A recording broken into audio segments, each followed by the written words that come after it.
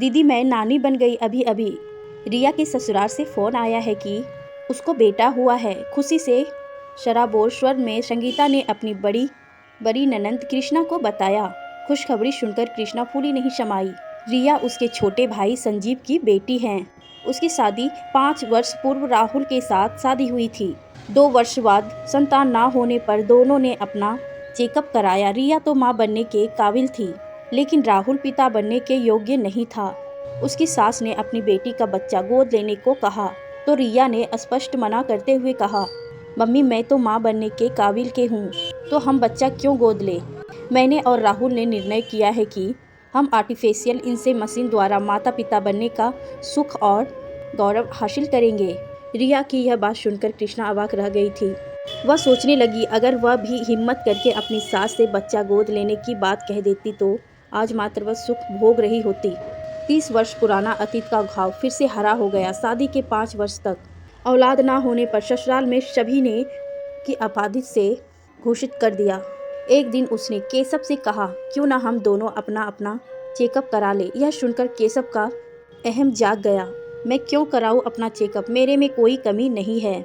हाँ अगर तुम चाहो तो अपना चेकअप करा सकती हो। दूसरे दिन कृष्णा ने अपना चेकअप कराया तो उसकी रिपोर्ट सही निकली।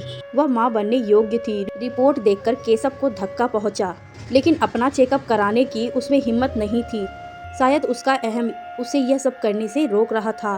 कृष्णा ने उसे बहुत समझाया कि वह इस बात को हमेशा गुप्त रखेगी, लेकिन वह तैयार नहीं हुआ।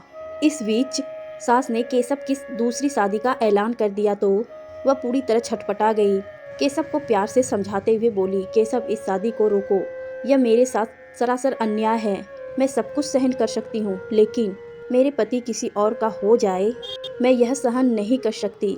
हम लोग बच्चा गोद लेकर माता पिता बनकर सुख हासिल कर लेंगे, लेकिन माँ इसके लिए कभी तैयार नहीं होगी।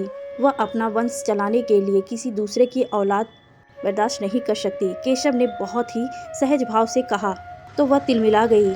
यह जरूरी तो नहीं दूसरी पत्नी से तुम्हें औलाद हो जाए कृष्णा, शायद कोई चमत्कार हो जाए। दूसरी तीसरी चौथी शादी करके तुम चमत्कार का इंतजार करते रहना। केशव के बोलने से पूर्व ही वह घायल शेरनी की तरह दहाड़ी, लेकिन सास के सामने जबान न खोल पाई, न ही केशव की दूसरी शादी रोक पाई। स्वेच्छा से ससुराल छोड़कर अपने छोटे भाई संजीव के पास आ गई।